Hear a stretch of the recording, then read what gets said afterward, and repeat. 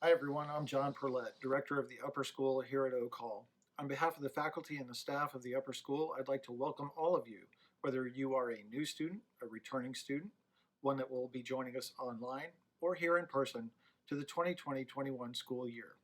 We hope that you have a tremendously successful school year this year, and in order to make sure that that happens, I have a short video orientation presentation that I'd like to share with you momentarily. There's important information regarding the day-to-day life here in the upper school, as well as health and safety information for the benefit of everyone in our community. This won't take long, but it's going to go a long way in ensuring that we have a successful school year. This will begin momentarily. Thank you, and I look forward to seeing all of you at orientation and the first day of school on the 18th and 19th of next week. Thank you all for joining us during this important video presentation. I want to talk about our new design to a school day that's going to help us have a safe and productive learning environment for everyone in our community. I think to begin with, I'd like to talk about when you should not come to school. We've all had those days when we've not felt quite well, yet we felt it was very important not to miss class, and so we came to school. Those days are gone. I want to say that we have ways of keeping you informed with what's going on in your classes. You get into that with your individual teachers at a later date. But the most important thing is if you're not feeling well, I need you to play it safe and simply stay at home. This information comes as an excerpt from our reentry procedures under the COVID tab on our website. But essentially, it boils down to this. If you have had contact with a confirmed COVID-19 case, please don't come to school. If you yourself have tested positive for COVID-19, please don't come to school. If you have had a fever in the last 72 hours, meaning more than 100 degrees, without fever reducing medicine, now is not the time to come to school. If you've had any ill symptoms in the last 72 hours that are not related to a pre-existing medical diagnosis, such as asthma or allergies, that included cough, fever, difficulty breathing, sore throat, headache, muscle aches, loss of taste and or smell, chills, excessive fatigue, nausea, vomiting, diarrhea, rash, or abdominal pain, please do not come to school. I'd like to transition to our general expectations for everyone in the community, including our faculty, staff, and students. Face coverings are mandatory inside all buildings at all times, and outdoors when physical distancing is not possible. Please be sure that you bring at least one face covering to school every day. Physical distancing should be maintained to every extent possible during the day. We will have indicators on the floors to help you determine how far apart you should be from one another, but a simple rule of thumb is this. If you're there with your friends and you all put your arms out and you're touching one another, you're simply too close. That's not appropriate physical distancing. Sanitation and personal hygiene are going to be key to our success. We have plenty of hand sanitizing stations located throughout the buildings on our campus, and we encourage you to use them as you see fit. Sinks with soap and water are readily available. We also encourage the use of those. An important thing here is no sharing of personal items. Please be sure you have a ready supply of pens, pencils, paper, your calculator, and any other items you will need during the school day. We are not allowing shared items.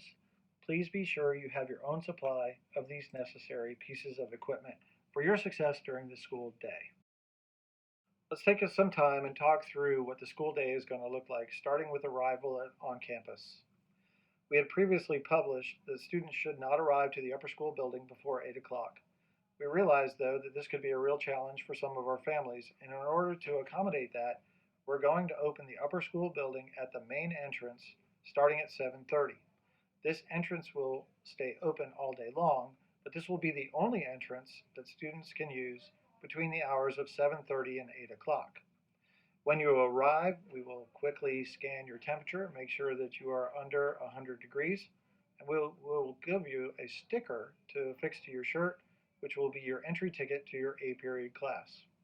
We'll open up the Upper School Media Center and have that available as a study place. But please remember, in order to get into the building, you're going to have your mask on and be screened for temperature.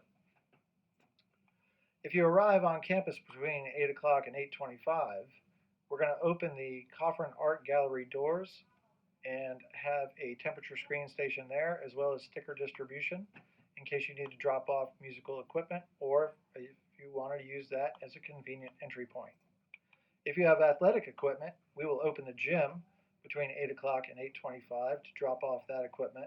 We will do temperature screening there and also give you a sticker for entry into your A period class. If you're late to school, arriving after 8:30, please only go to the main entrance of the upper school. Do not go anywhere else on campus first. See Mrs. Hood for a temperature screen and she will give you a pass to class even if you have a free period at that point in time. Let's talk now about the daily schedule. This looks completely different than anything you have seen in recent years for those of you who are returning students. You'll notice that we run A through D without a break for assembly, then we have lunch, and then E, F, and G. Tuesday and Thursday we're going to rotate G and F periods. Monday, Wednesday, and Friday are all the same. Our class periods are 48 minutes long with an 8-minute passing time. That 8-minute passing time is designed for a couple of reasons. First, to give you time to go outside, take your mask off, have a breather. Secondly, to reduce the population density in the hallway. Let's talk about that for a minute because we're going to be on a wave release that's going to work in the following way. Let's look at A period. A period ends at 9:18. If it's weeks numbers 1, 3, 5, or odd number weeks, at 9:18, grades 9 and 11 are going to release first, followed 3 minutes later by grades 10 and 12. Again, the idea here is to reduce the population density in the hallway and near the lockers. On even weeks, however, at 9:18, 10th graders and 12th graders will be released, followed 3 minutes later by 9th and 11th graders. Don't worry, your teachers are going to help you figure this out, but that's the plan for the entire day, including the release at D period going into lunch and the release at 3:30 at the end of the day. Again, we're doing this to reduce the population density in the hallways and near the lockers. You'll notice that there is no assembly. So those returning students, we would have assembly for activity announcements and general information for the betterment of the community. We're going to use the Talon this year as well as social media to get that information out to you. There's also no time for flex, which means there's no time for advisory. In order to accommodate advisory, we're going to have lunch on Wednesdays by advisory periods. This includes the first day of school. So on day 1, please go to your advisor's classroom for lunch and every Wednesday thereafter. Again, as you're in the hallways, please be mindful of social distancing. One of the added bonuses of an 8-minute pastime, or at least a 5-minute pastime for those of you on the tail end of the wave release, is the fact that we can take advantage of outdoor exits, social distance, and take our masks off for a little while. What we have on the screen here is a map of the upper school that shows how we will exit during a fire drill. I'll encourage you to talk to your teachers about how you should exit to the nearest exit so you can get outside and get some fresh air. That is, of course, on a nice weather day. So for example, if you're in the chemistry lab or down in the chemistry area in general, you can exit out through the lab door or the west end of the building. If, on the other hand, you have Mr. McInerney's math class in room 8, you can exit out through the front door and find the nearest location that's going to lead you to your next period class. If you're with Ms. Chen, maybe Mr. Campbell, you can exit through the east door. And if you're down on the other end of the building in world languages with Senora Serrano, Senora Caro, you can exit through the south door. The idea is that you exit, you go outside, get a breath of fresh air, take your mask off for a few minutes, walk around, walk back to your next class, and re-enter at the point closest to your next period class. Up next is lunch. This could be potentially the most confusing time during the day, and I want to talk about a few things. First of all, you can take your masks off during lunch if you're outside, and you must be at least 6 feet apart. If you're indoors and want to eat lunch, you can take your masks off too, but that's only after being 6 feet apart. We will continue with our lunch service. We will have that available for you in the student lounge. And I want to talk about where you can and cannot eat lunch. And we'll wrap this session up with, do we have a school store this year? Let's talk about lunch locations and a few reminders. Again, please remain at least 6 feet from each other before you take off your masks and while you eat lunch. We'd like you to utilize outdoor spaces as much as possible during the lunch hour. If it rains, we're going to eat lunch with advisory groups, and remember, we're doing that every Wednesday as well. As a gentle reminder, please wash your hands with hand sanitizer and/or soap and water before you eat your lunch. On this screen, you'll notice that I'm looking at the theater, and the theater seats is generally a popular area to eat lunch, as well as these benches. That's a fine place to eat lunch as long as you're 6 feet apart.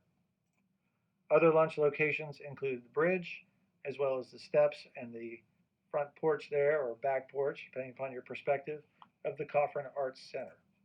Other areas to eat lunch include the picnic tables outside the media center, as well as indoor spacing in the hallways. Speaking of hallways, you can utilize all hallway space during lunch, and we can get creative and sit by the ceramics room near the Newbern Peace Garden. Other areas that you could eat lunch include the benches out in front of the upper school building. We're going to allow lunch now to be eaten in the softball bleachers, and we're going to open the gym as well during lunch for the express purpose of lunch. Please, though, in all of these areas on campus, make sure you clean up after yourselves. That would be greatly appreciated. Let's talk now about where we cannot eat lunch. We're going to have lunch at the same time as the middle school this year, and it's going to be important that they have their outdoor space too. So, as iconic as it is and beautiful as it is, you cannot eat lunch by the fountain. Unfortunately, the middle school will be utilizing that space as well as the tables under the oak tree by the student center. All of those tables, the student center itself, and the middle school building will be utilized by the middle school. So please, let's not intermingle with middle school kids. Let's be mindful of the fact that they need their space too. To wrap up this session on lunch, there's often the question, what's in the school store? Is the school store open? Do we have any food in there? Can we go get it? The answer this year is yes. The school store is located in the administration building, and they will have an assortment of prepackaged food. They're going to be open from 7:30 in the morning to 4 o'clock at night. They'll also have limited items from Dave's Deli for purchase. In the school store, please, 3 student maximum, face masks are required, and please notice also there is no indoor seating. So if you'd like to go to the school store, get what you need, and please exit so that others may take advantage of this as well. If I have a free period, where can I go? Generally speaking, outdoors is fine.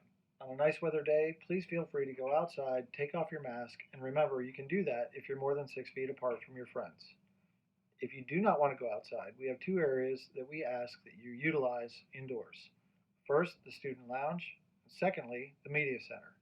We'll have sign-in sheets if you go to these spaces during your free period, so that in the event that we need to contact trace our students on campus, we will know who was indoors, when, and where. So please take advantage of these spaces, but please also remember to sign in and sign out when you leave. The final slide I have for you in this presentation is in regard to our orientation visit on Tuesday, August 18th, which is the day before classes start on Wednesday, August 19th. Notice that freshmen will be on campus between 8:45 and 9:45. Juniors can be on campus between 10 and 11, and sophomores will follow between 11:15 and 12:15. We'll do temperature screenings at the main entrance of the upper school, as well as the Coffrin Art Gallery entrance. Please, we ask that there are no visitors other than students at this time. Parents, you're welcome to drop your students off. You can hang out in the parking lot, you can go elsewhere and pick them up, but please do not come into the buildings. The purpose of this is to meet your teachers, learn your way around campus, and to set up your lockers. We'll have final course schedules with locker numbers emailed to you on Monday the 17th. We hope to see you all here on Tuesday, as this is open to all in-person and online learners, and we hope that you come with questions. To wrap this up, I want to say thank you for your cooperation and your participation in all of this year. We know it's a big ask, but it's important for the safety and welfare of our community. We are very much looking forward to seeing everyone here on campus and online. It's been a long time since we've seen you guys. We are greatly looking forward to the opportunity to have a wonderful school year with everyone. Thank you again, and of course, if you have any questions, please reach out. We're happy to see you and work with you this entire school year. Take care.